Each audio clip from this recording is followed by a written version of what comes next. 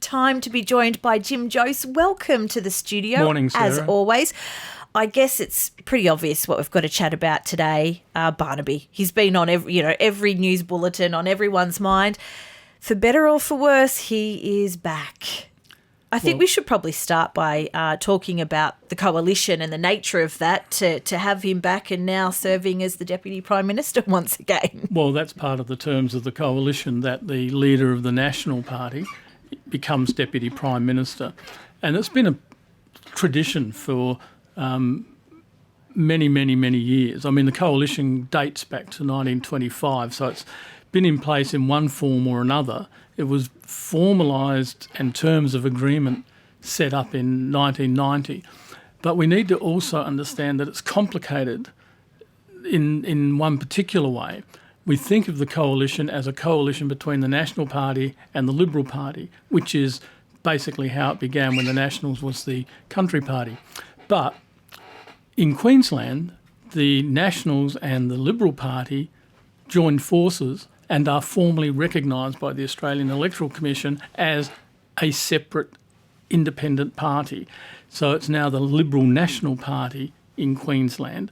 So they are also part of the coalition. So in effect, you've got three official parties joined together, even though one of those official parties is in effect a fused coalition. So that makes it a little difficult because the Liberal members of the Liberal National Party attend the Liberal Party strategy and business meetings, and the National Party members attend the National Party meetings when they have their separate strategy meetings.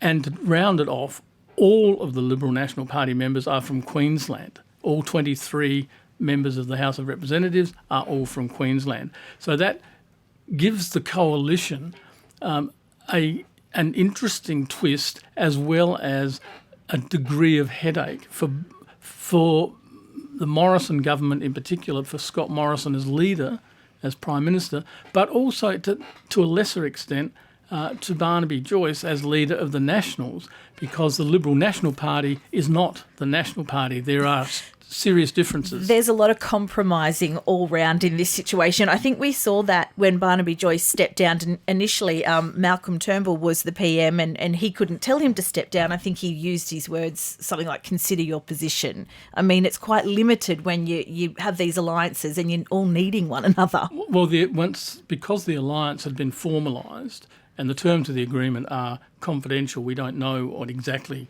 was agreed to, but because the Deputy Prime Minister's position is part of that agreement, as the price that the Liberal Party pays for having the National Party and the Liberal National Party as part of its coalition, the price they pay is to have the leader of the Nationals as the Deputy Prime Minister.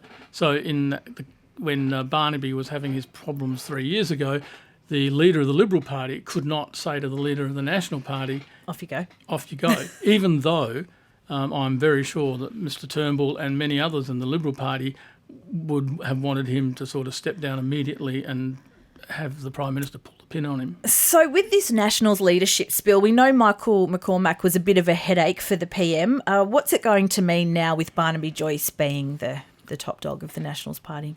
Well, I suppose that remains to be seen in some respects, but in terms of one of the big issues being climate change and climate change denial, which the National Party under Michael McCormack has been very vocal about, that there will be no goal of zero emissions by 2050, let alone some other figure.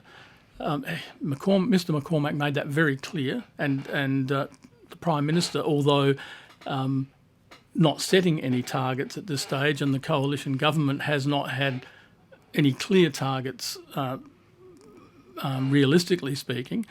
Prime Minister has sort of said, it'd be nice to get to lower emissions by 2050.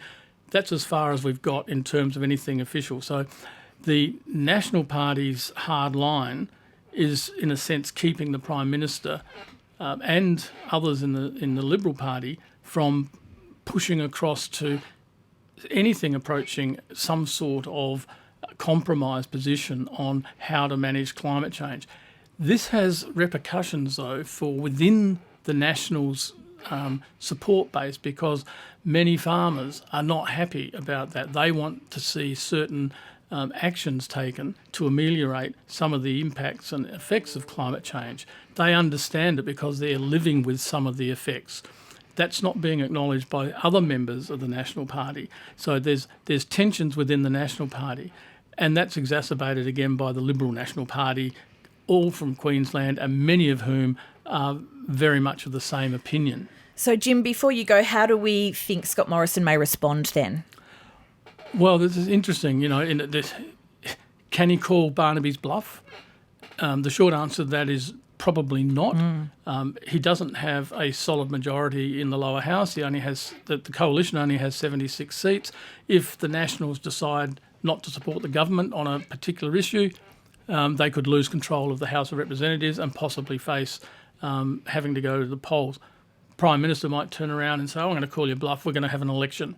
And we're going to go to the election on a Liberal Party platform, which we're going to really hammer out.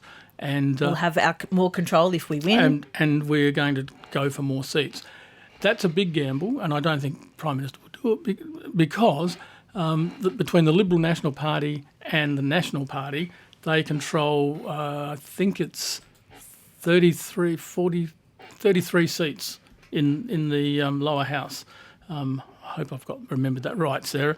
But that's a big chunk. And certainly with the 7 people on the crossbench and the Labor Party holding 68 seats, I don't think Mr Morrison will risk it. I don't think he's really got that sort of political nerve. As always, we'll see it play out, and you'll be here to enlighten us and tell us what you think is happening and where to from here. Thank you very much, Jim Joyce. My pleasure. 2NURFM.